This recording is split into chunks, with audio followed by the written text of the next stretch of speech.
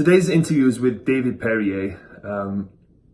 Dave talks about being active duty and investing in real estate. He talks about some of the strategies he's used and the successes he's had, as well as how he likes to help other people, especially people who are active duty as well. So really interesting talk today.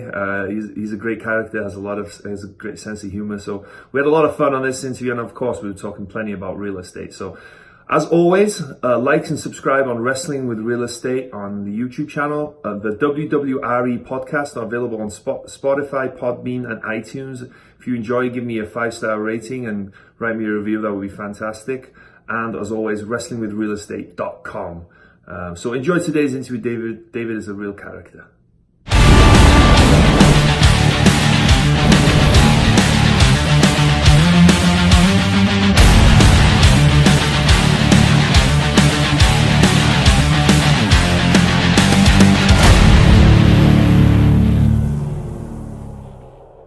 Hello and welcome to Wrestling with Real Estate, where we look to chokeslam all your real estate problems. I'm your host, former WWE wrestler and now Cirque du Soleil performer, and of course, multifamily real estate investor, Barri Griffiths. Now today we have David Pere with us. What's up, Dave?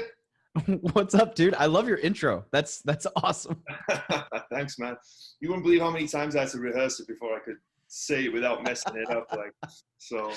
That's better than mine. I just poke fun at my co-host the whole time. Every time I do the intro, it's just an Alex joke. That's pretty awesome. Yeah. And we talked about before, I'm jealous of your camera. Your camera quality is much better, man. You're looking handsome as hell with that neatly trimmed mustache. Hey, I don't know. The better quality camera is sometimes not a good thing, you know? You can get away with it.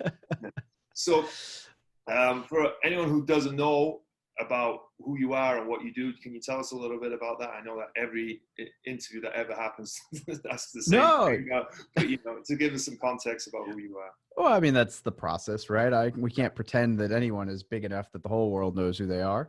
So yeah, I joined the Marine Corps in 2008. So I was born in California, grew up in the South in Arkansas, joined the Marine Corps. I do logistics stuff, which sounds probably as boring as it really is. I drive trucks. You know, when I first joined, it was cool. I got to drive around with machine guns and play cool guy and do stuff in Afghanistan. And now it's kind of like I sit in an office and direct people to be safe and wear their seatbelts and logistics. It's not quite as exciting as it once was. So anyway, so I've done that for the last 12 years. And in 2015, someone handed me the book Rich Dad Poor Dad. And I told him I don't read. And so he literally pulled the CD out of his pocket and was like, well, you spend a lot of your time in your car, so listen to this. And I listened to it, but it was it was one of those, I listened to it just to be like, God, he got me. I got no excuse now. Fine, you win. I'll listen to it. And it changed my whole freaking life. So I'm glad, I need to be that kind of friend to people because holy smokes. So yeah, I listened to the book on tape, and then I was doing some research on cash flow and passive income and real estate, and stumbled across Bigger Pockets, and it just kind of like the stars aligned. I read that book, and 2 or 3 months later, my lease on my apartment was coming due, and it was like, do you want to release this apartment or not? And I was trying to figure it out, and I started looking at duplexes, and I found one, and I moved in, did the house hack so I went from paying $550 a month to live in this 2-bedroom, 1-bath apartment to owning a duplex. It was 2-bed, 1-bath, and only having a $615 mortgage payment. So it was only $65 more. And then I had a tenant paying $475 on the other side. So it was actually cheaper for me to live there. It's like, oh, this is cool. And now almost 5 years later, I've got 15 units in Missouri, and then I'm a partner on 146 unit syndication, bought and sold a few other big and small things, done some house flips, done some Airbnb, I've done a little bit of everything, because I figure if you haven't done it, you don't really have a right to talk about it. So I like to try to do it so I have a reason to talk about it and teach about it. And I guess that brings us to present. Now I getting ready to get out of the military in the next year and go into the reserve so I can do everything full time. Very cool. Very cool. We talked about Bigger Pockets, how influential that is. And I think that's going to be the newer generation's Rich Dad Poor Dad to some extent, right? Rich Dad Poor Dad is always going to be a resource that people use, but I think Bigger Pockets is going to be the reason so many more people, I think, especially, you know, when people talk in 10 years time, I think that's going to be what caused so many people to go into real estate investing, I think. So it's interesting. So when you did that first property, did you find about house hacking through Bigger Pockets, or was it just pure luck that you're like, I'll buy a duplex, it makes sense to me? How did you stumble across that? Yeah, I don't think house hacking was quite as mainstream as it is now, but it was definitely through Bigger Pockets, through probably just some of the podcasts. And, you know, yeah, I don't really know that it wasn't like there was like all these crazy, like there wasn't the house hacking book and there weren't all these crazy resources. It was just kind of like, you know, that kind of makes sense. Like I can rent out half my home and I don't have to live with the people, but I can learn how to be a landlord. Like, yeah, okay. And, you know, I think like house hacking is a really simple strategy for the most part, and it makes getting started easy. So it just made sense. And that's what I always recommend it to people. I'm like, this is the best strategy for getting started because of all sorts of reasons. But yeah, I guess it was just through Bigger Pockets. Mm-hmm. So then what was your second property? You bought that, probably that first property was important as well, because it was like, so often I speak to people and it's that proof of concept, right? Like, shit, I didn't die. I didn't kill anyone. I didn't burn down the place, the building, you know, I actually made out pretty good. I own this property and you know, it's that proof of concept to a lot of people, I think, with that first investment. Absolutely. And so the next thing I bought, well, I married my wife and she had a single family home. And so we pulled a HELOC out on that. And then I bought like 5 acres. I always joke that it was like, I bought like I cattle financed it. So we owned this, you know, 5-acre strip, and there was behind it, there was another 5-acre strip that the other guy on the other side of it owned. I told him for a year, like, hey, if you ever sell that property, I want to buy just the land. And he was never going to sell. And then his job moved him. And when that happened, we offered to buy the land in between. I actually overpaid for it to make sure I could buy it. And it wasn't a good investment at all. You know, it was just raw land, but we had some cows. And so what we did was we just kind of let our herd grow. And then when the cows end up selling just enough to cover the mortgage every year. So I always kind of tell that story because it's just really funny to me that it worked out, but to tell like the mindset of like trying to figure out like how to make things work, even if they're not a great investment. Anyway, the next actual property was the 10-plex. So I was looking for duplexes, and this guy responded. He called me. I had been sending out letters. And he's like, well, I have a duplex, or I have a duplex.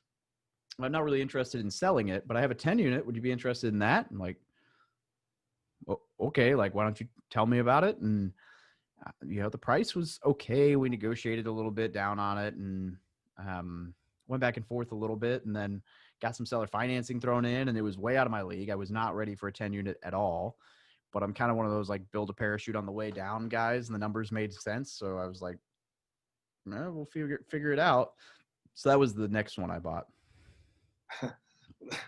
Yeah, that's such an interesting story. So you guys owned cattle to start off with, and then you bought this land so you could buy more cattle, and then how does that work? How do you buy cattle? Talk us a little bit about that. So we didn't ever had that buys and sells cattle. Well, to be fair, I am not a cattle expert. Her dad, so my father-in-law, owns like 400 acres and like 300 or 400 head of cattle. He's a beef farmer, right? So like always got great ground beef laying around. It's great for when I want to have barbecues. Yeah. But we had 4 or 5 cows, and what we did was we just decided not to sell any that year. And so our 4 or 5 gave birth to 3 or 4. And then, you know, we grew those ones up a little bit, and then we, you know, brought the bull over and made it a few more. And so we got up to, I think 10 or 11, which is probably about the cap for 10 acres. And we basically just, you know, every year they give birth to 3, 4, 5, 6 cows. And then we sell the few of them, and it's enough to pay for the mortgage for the year. So it was definitely less of a like, oh yeah, this is a great investment, and more of a like, how can we justify buying this land that we want just so we don't have an annoying neighbor right next to us? And that was what we did. Okay. So there's more to get rid of, to not have neighbors than to necessarily. Yeah. It was like, if we own all 10 acres, then no one can bug us. So let's do that. And it worked out, right? Like it cash flows a little bit, but it's not really, I would not really consider it like an investment so much of just a proof of concept for creativity behind when you start asking how you can afford things instead of saying, I can't buy that. So you guys still own that land? Yeah. Still Yeah. have castle on it? Yeah. And it's probably getting fairly close to being paid off now. So obviously you're not there all the time. Who's taking care of the cow? Did you have to like take the grass out to them? Did you have to like, well, the nice thing about cows is a lot of their work is, they just kind of take care of themselves. The grass grows, they eat the grass and they shit everywhere. And, my father-in-law is close enough that he does it full time. So he just takes care of them. And what we do is every year we'll sell like 4 of them or 5 of them or whatever. And the cost of one he profits or he keeps, and that covers all his expenses plus some. And then, then I try to buy him stuff every now and then, and he never lets me, but yeah.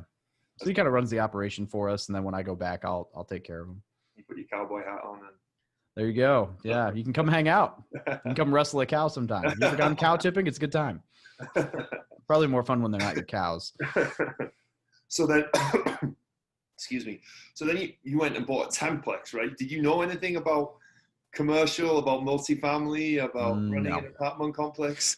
Nope, I had no business buying that property if you were to think of it like logically. But so talk us about your thought process maybe in that. You just didn't care, or you just knew that it was a good deal, or you were just like, okay, this makes sense to me. Yeah, probably all of that. It was the numbers made sense. Mm-hmm. Well, how did you know how to analyze the numbers at that time? You had friends or something? Well, I didn't run it like a full multifamily apartment complex, right? I ran it as like, basically I just ran up like, okay, well, here's all the income. And if I total this up and subtract all my expenses, I'll have some money left over. So I kind of ran it like you would a single family home. Mm-hmm. Luckily enough for me, there was enough skin in there that it worked. So it's kind of an odd property. It's old enough that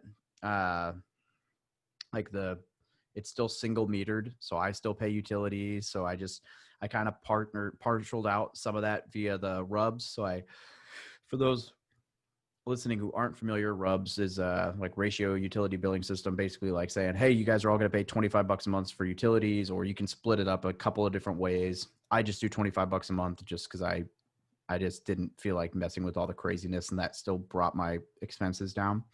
So we pushed out some of the utilities billing to tenants, but I basically just ran all the expenses and was like, well, the income beats this by like $2,000. So my worst case scenario, I should be okay.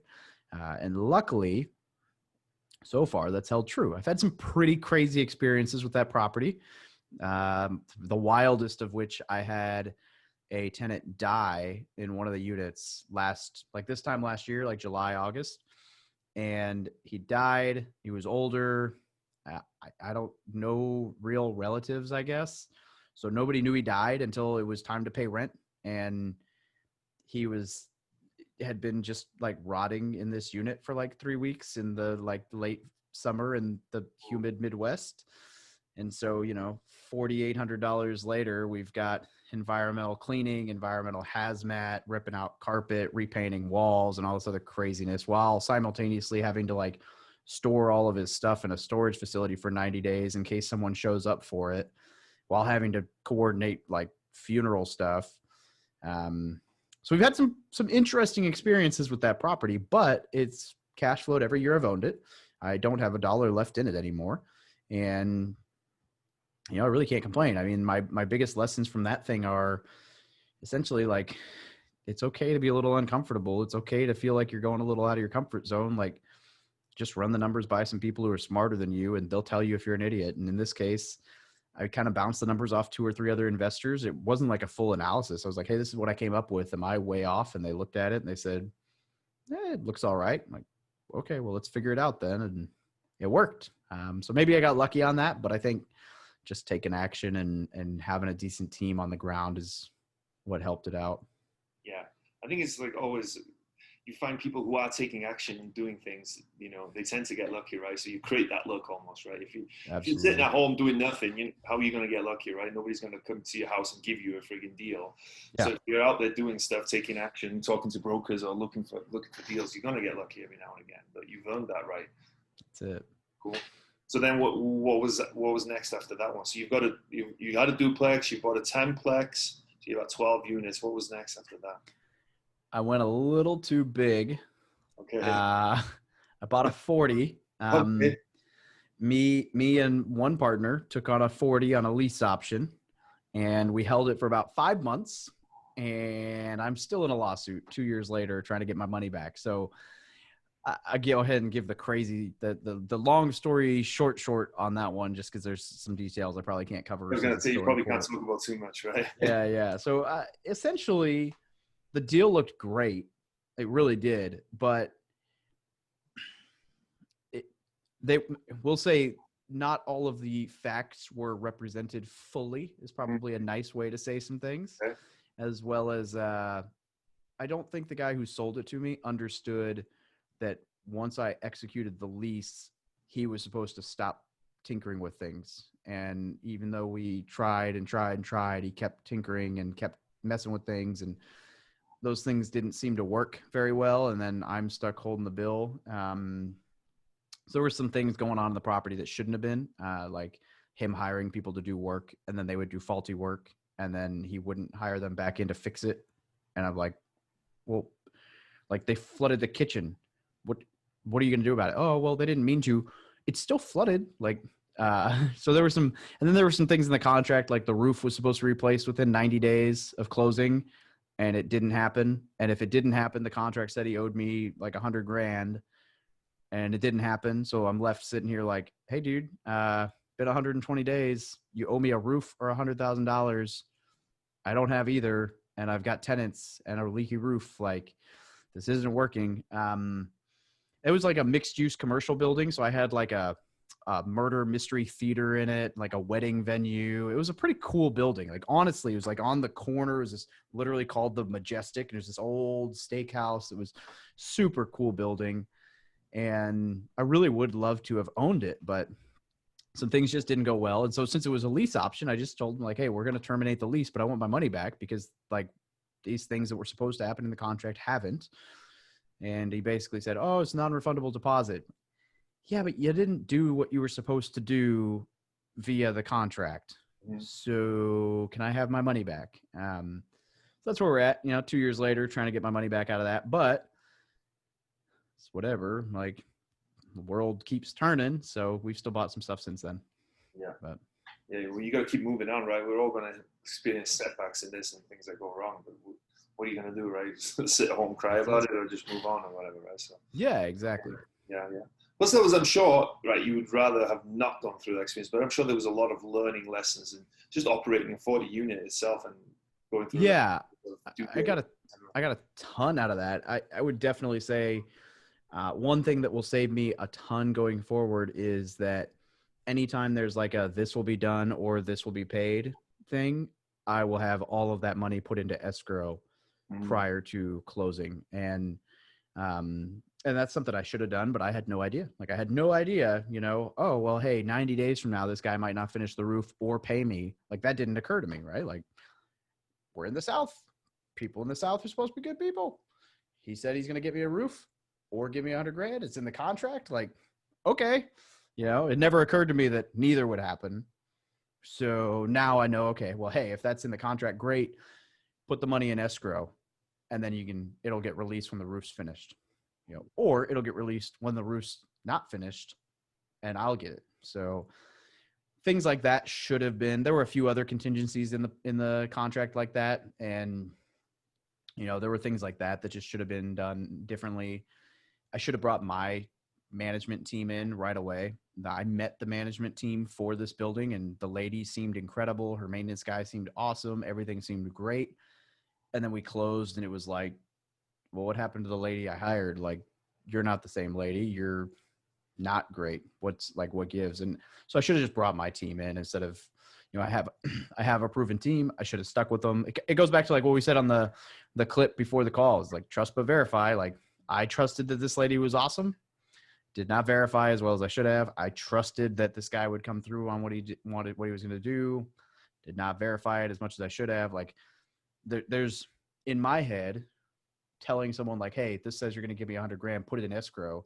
That's kind of an insult. Like for me, I feel like I'm insulting a man by saying, hey, look, you said you're going to pay me this money on this date, but put it in this escrow account anyway, just in case. Mm-hmm. Like to me, that kind of feels like I'm insulting someone's, integrity. But realistically, at this point in my life, I've realized like it's just business.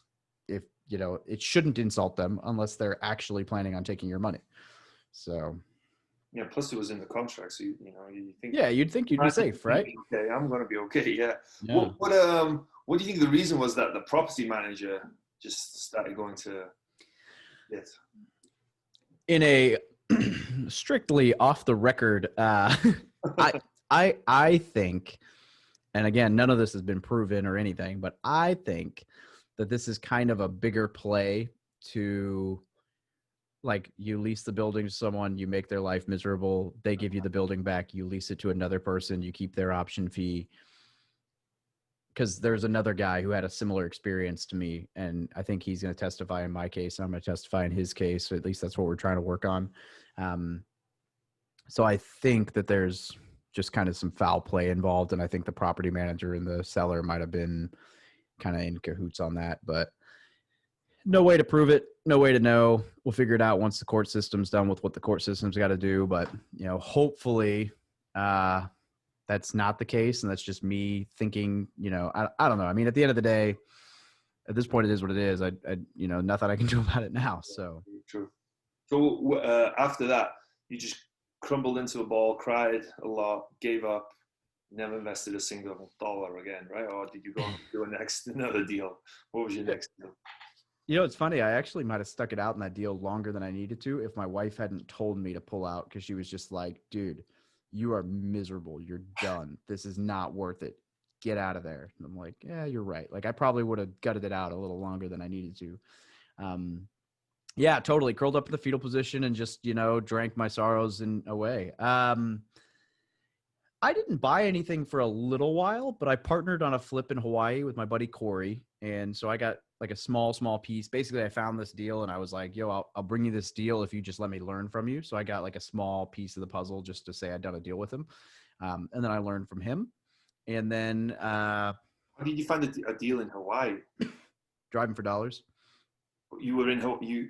Oh yeah, sorry, I might have skipped over that part. I was stationed in Hawaii for 3 years for the Okay. So, yeah. I was like, wait, you flew to Hawaii?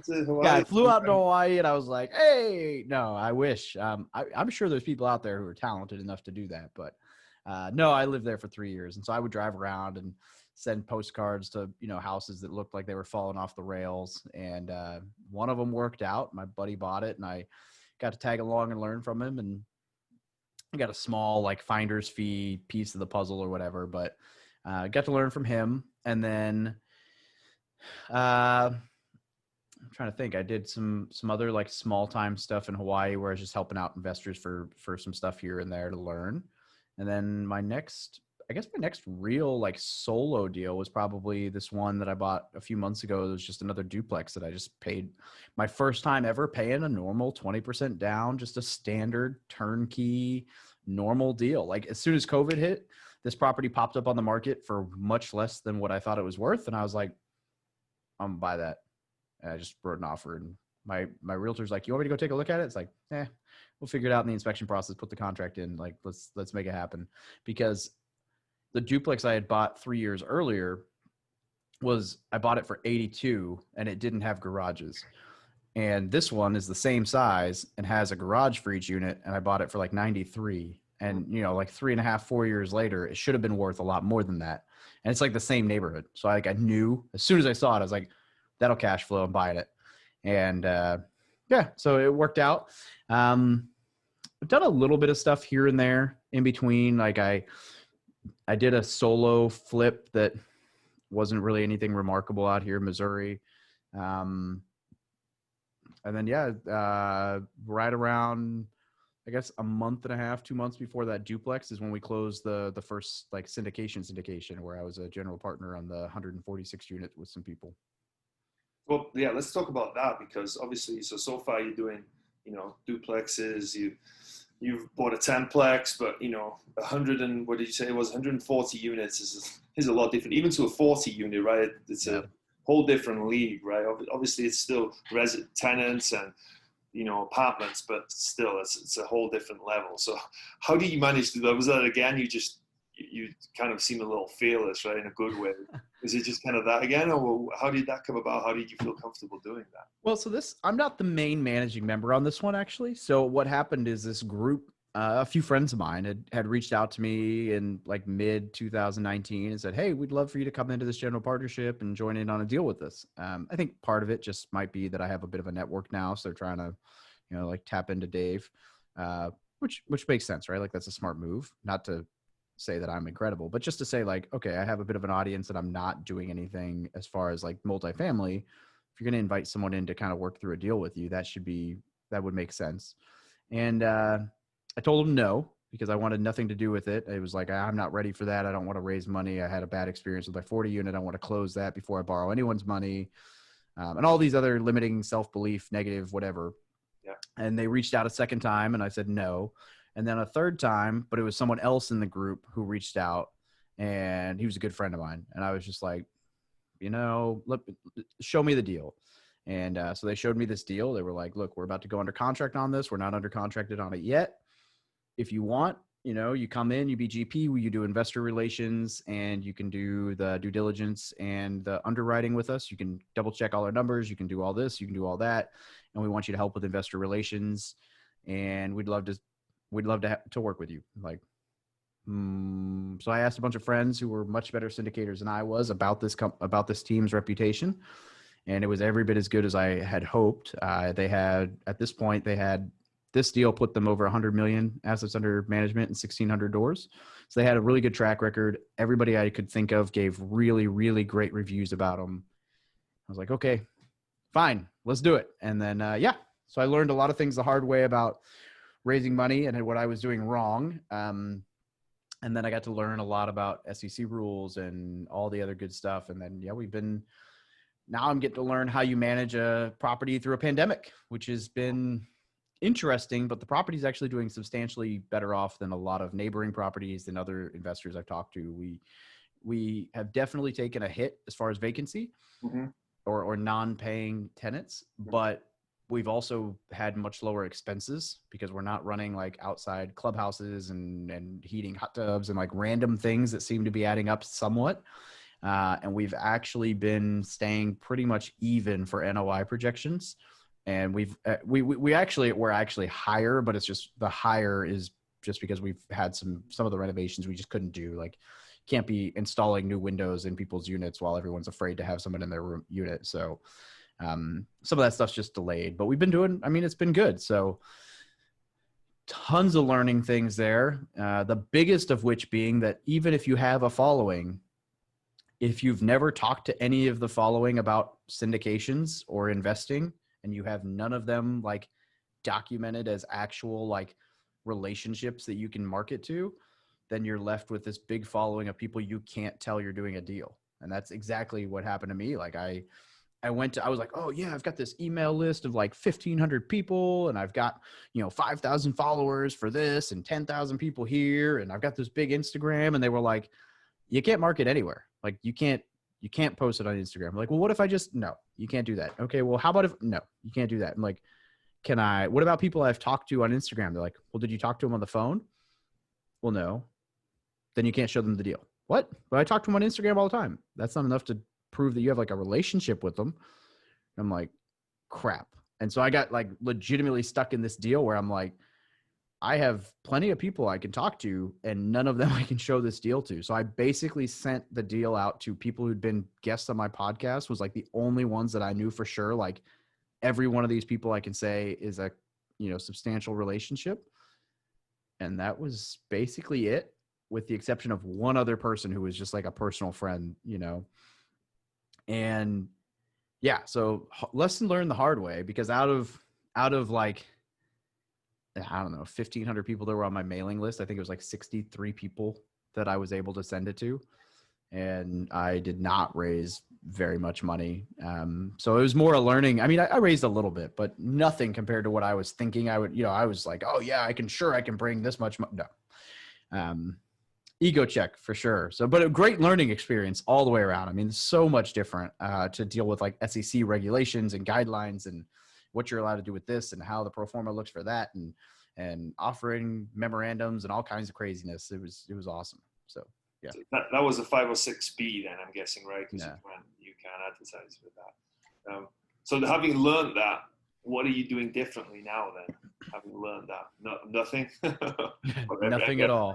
Yeah, curling up into that little ball and drinking away my sorrows again. I have done a lot, not as much the last few weeks. I probably need to step it back up, but I've done a lot of just saying like, hey, look, I'm doing some of these deals. If you're interested in discussing investing with me, let's jump on a call.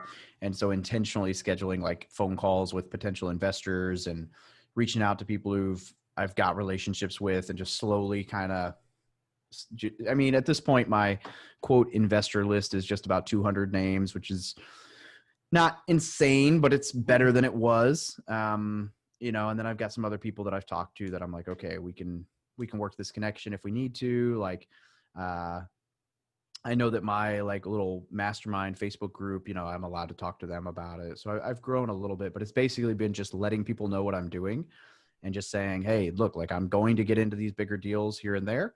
So if you want to see them, like I'm not saying you have to invest in them, but if you want to even see them, then we need to have a phone call and talk. And so just scheduling little 15, 20-minute phone calls here and there with people and then staying in touch with them. And I think for anyone listening who might not be maybe understanding quite what's going on is there's two ways you can raise money, right? Well, there's more than two ways, but the main two ways is a 506B and a 506C. So the 506B, you can have up to 35 sophisticated investors, I think, and unlimited accredited investors, but that you need a substantial relationship with that person, right? And what does a substantial relationship constitute? It means pretty much, right? You've had at least a conversation with them over the phone. Yeah. You've had some kind of meeting with them. So then when as Dave was talking about, their deal was a 506B. So he needed to have that substantial relationship with these people. He couldn't just tell everyone, hey, I've got this great deal. Come give me your money. We're going to make you rich type of thing, right? He had to yeah, exactly. Right. So now he learned from that. Now he's trying to create that substantial relationship with all these people. So just for anyone who's wondering, like, what the hell's going on? What are you guys talking about? Yeah. And the 506C you can market with because it's only accredited investors. So people who have money. But when your audience is a whole bunch of service members like mine is, most of them aren't accredited investors, right? They're usually schmucks like me who are like, yo, beer, trucks, guns, tattoos, and we got no money left, So it's like, it doesn't work for me to market to a whole bunch of accredited investors when the vast majority of my audience is active duty guys who don't fit that bill. So Then, so you mentioned also that you have a mastermind group. So what is it? How does that work? Right? What is it? Who's in it? How does it work? Yeah. So ours is geared towards service members and veterans, but it's basically just a group for guys and girls who are interested in what it has become mainly real estate, but we said anyone who's interested in like business in general or just wants to grow as a person. And so we host this group where, we pair them up into like five or six person groups. They meet weekly, talk through goals, high points, low points, what they're working towards. Somebody sits in like the hot seat, as we call it, and they get grilled and get to ask a bunch of questions, and people just kind of poke holes in their plan and steer them in the right direction. And then they go back through like, what's your big goal for next week? What's your most important step to make it happen? And it's basically like a big accountability group with people who are trying to help you grow. And then we do once a month, we do like a big, like a big group call with like a guest speaker or whatever. And so we'll bring someone in and have them do some presentation or whatever on. We've had some pretty cool speakers, actually. We had David Osborne come and talk at one point, and he's solid. He was playing golf. He's like talking to the group while he's like golfing with a much better stroke than I've got for golf. So either he plays a lot more or he just is sober, unlike me when I golf. So Yeah, it's been good though. It's become a kind of a small community of people that, you know, I want to be like and I get to hang out with. So it's been really cool. Yeah, if you don't have, it's like that saying, right? If you don't have something, create it, right? And if you don't have that community that you want right now, you can kind of create it. Right? Yeah. So you also do mentoring, right? And a separate outside of that mastermind group. Yeah, I mean nothing serious right now. I I tested coaching, like a full-on like coaching program, and I realized that was just too much while active duty. There was just no way I could feasibly do like 5 or 6 hours of phone calls every Sunday and still see my family or son. And by son, I mean the one in the sky, not my kid. Like it was just not functioning. So I tested it out once. I ran like 6 people through a one-on-one coaching program, and it burnt me out to no end. So I was like, yep, not until I'm out of the military. But I do like introduction calls and like basic investor calls. I'm debating starting up like just like a weekly like group Q&A session type coaching mentoring thing, because I just can't keep up with the volume of people that I would like to talk to. And I don't think that's fair to them. So we'll see. We'll see if that's something I end up launching or not. I don't know. But yeah, well, just having fun at this point. Yeah, right. If it's not fun, don't do it. Yeah. What's next for you? Right. So we've run through all your deals, right? The last real deal was that. Yeah, I just launched out 300 postcards to every apartment and mobile home park owner in my market. Okay. I don't really know how well they're going to react to postcards. I've never heard of anyone sending postcards to like big apartment owners, but it cost me like $400. So what does it hurt to try? Actually, I think it was less than that, but you know, like might as well try it because it doesn't cost much. So I did that. And then I just paid for a list of, well, I didn't pay for it. Actually, I've got connections now. Ooh. I acquired a list of like just 2 to 4 unit properties. Actually, I think I pulled 2 to 25 unit properties across my market, absentee owners. And we're going to do text blasting to see if anything comes of that, if there's any leads that come out of that, and try to take down a deal or two ourselves. And if not, maybe do some wholesaling. So yeah, I mean, that's kind of where we're at right now. I'm just keeping up with anything that's got like 2 to 50 units, just kind of like hammering in my market. There's not a whole lot of people playing in my market. There's a few, and I know most of them. So I'm like, if I can find something, I can, you know, finagle it and see what I can do.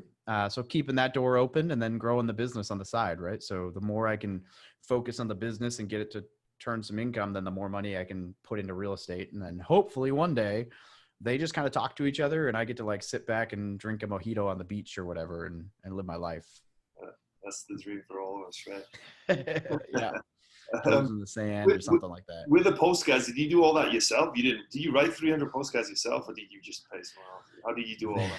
There was a time, and I learned that lesson the hard way. I bought a list of like 110 names, and I wrote all 110 by hand because I heard that you get a better response rate. And they were right. I got a better response rate.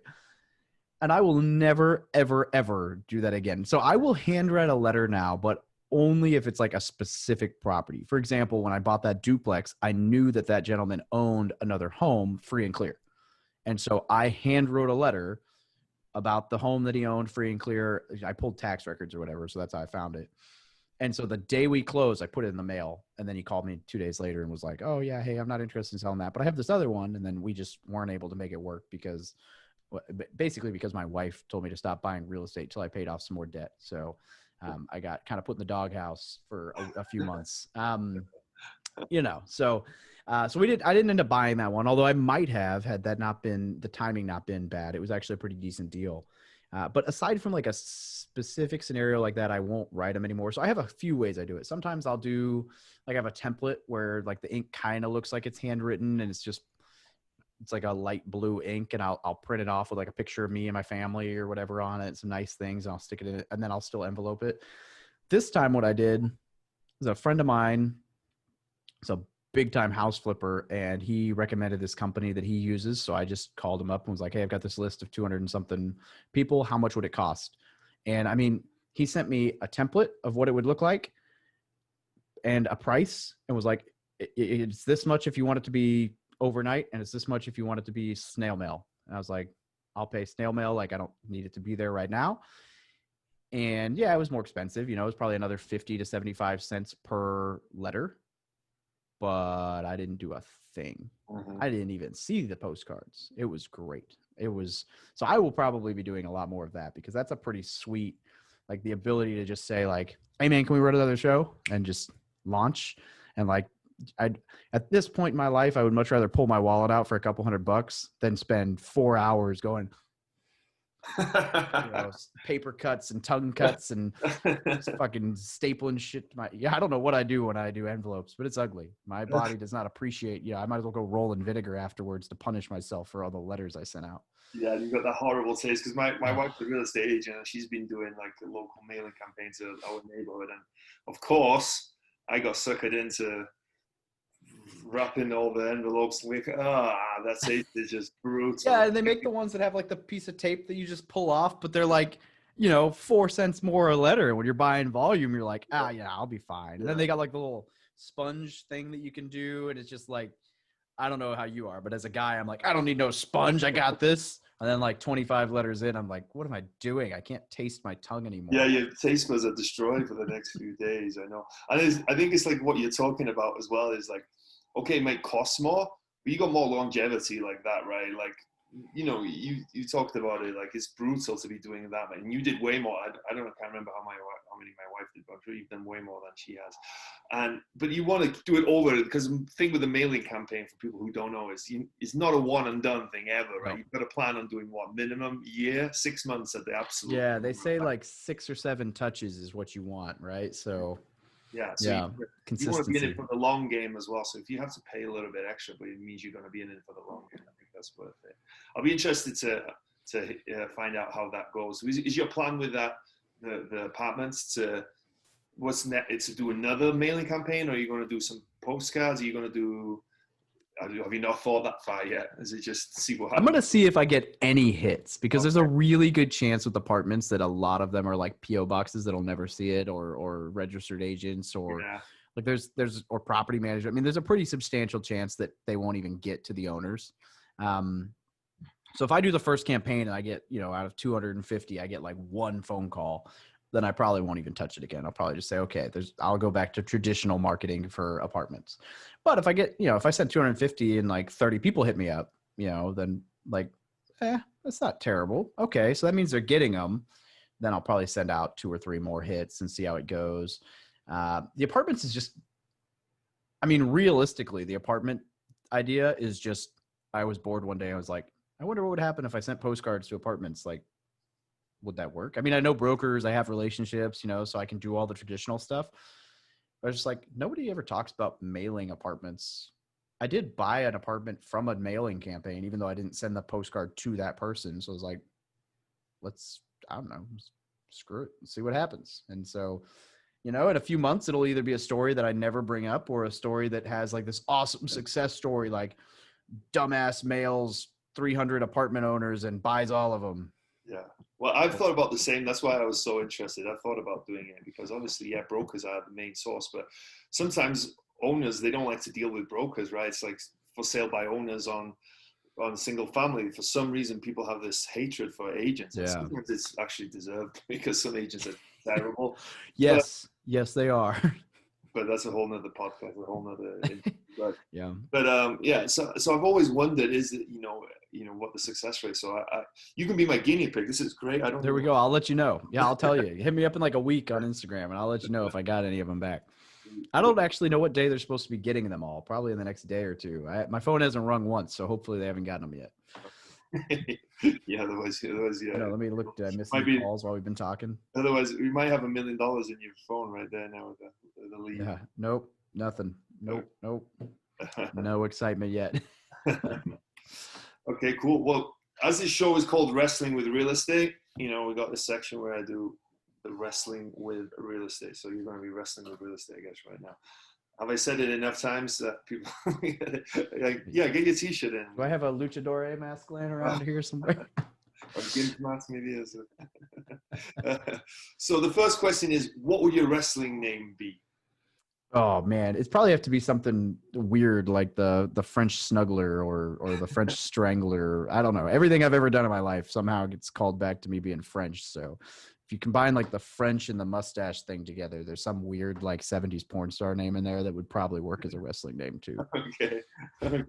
I like it. Every wrestler has a special move. What is your special move in real estate? Networking. I don't know how that works into the wrestling world, but I don't know. I'd like hang out outside the ring and like convince everyone to be my friends so they don't beat me up. Yeah. Is that how that works? But no, believe me, is networking is super important in wrestling because obviously for those people that know it, it's entertainment. I don't want to use the F word, the F word, but it's good quality entertainment. So like, yeah, everything is decided, right? They say the pen is mightier than the sword. So whoever has the pen to write who's winning or losing has all the power. So networking is super important in wrestling. But anyway, that's the side side. So networking is in real estate as well is just so important. You know, like I'm sure a lot of your success has come down to that, from knowing people and from them helping you or from you helping them. Yeah. Cool. What's been the biggest body slam you've taken in your real estate career? Probably that 40 unit we're talking about. I mean, I've lost a little bit of money here and there and other things, but like nothing that equates to having to tell your partner, like, yeah, I know we've got 180 grand tied up in this, but we're going to take them to court and hope we get it back because we're done with this property. You know, we're just getting hosed. So yeah, so far that's it. I mean, you know, that's only like 3 times my salary. So no big deal. You'll be making that a month soon enough. So there you go. Yeah. Damn straight. Was there a moment you were standing on the top rope getting ready to jump? What was it and how did you overcome it? You know, if anything, there probably should be more of those moments. I'm kind of one of those like throw the parachute out the window and we'll chase it on the way down. Yeah. Try to figure out how to put this thing together and hope it works. So maybe I should have more of those, but I would probably just say anytime I've done the next deal size, like there's always like the duplex wasn't so bad because the house hack's kind of easy to talk yourself into, but I definitely needed support from networking for the 10 unit. I know that I would have struggled to pull that trigger on my own had I not had people who'd done deals like that tell me like, yeah, it looks good. And the 40 unit, same thing. And jumping into the apartment syndication, I wouldn't have done a 146 unit GP without being a member of a team that has done multiple of them. So I think there have been several, and they all have to do with just that next growth phase. And the answer to getting past it is just surrounding you with people who've already been there. And I think that's really the answer to like all of life's success is find people who've been where you want to go and latch on. Yeah, very true, very true. Cool. Well, thanks for being a great guest. Thanks for wrestling with real estate. Before and sharing your story, you know, of everything that you've done, it's quite the journey, and obviously I'd say it's just beginning, right? You've got a lot more to come, and I'm excited to see where that comes and all, you know, all the deals you're going to get from that mailing list that I'm going to steal how to do from. I hope it works out well enough that you do want to steal it. Me too. I would enjoy that. Me too. So before we go, where can people get a hold of you? How can people get in touch and find out more about what you're doing? Probably the best way would just be to reach out on From Military to Millionaire on Instagram. I mean, that's the website name, that's Facebook, everything. But I respond to every message I get on Instagram at From Military to Millionaire. So cool. And you have your own podcast? I am, yeah, the Military Millionaire podcast. Cool. And then YouTube? Same thing, yeah. Basically, if you type in Military Millionaire at this point, you can find me all over the place. Okay, cool. I'm the asshole with the mustache and sometimes a Hawaiian shirt. I love it. I'm going to put a link to all that in the description below. Awesome. Cool, Dave. Hey, thanks for making the time, man. I know you've got a call coming up after this, but thank you so much for making the time, sharing your success story, sharing what you've learned, you know, and just kind of what's coming next for you. So I think it's a really cool story. You're obviously a super driven guy as well, you know, to be working a full-time job and to be finding time to do all that is awesome. Barry, I really appreciate it, brother. This has been fun. Thanks, man.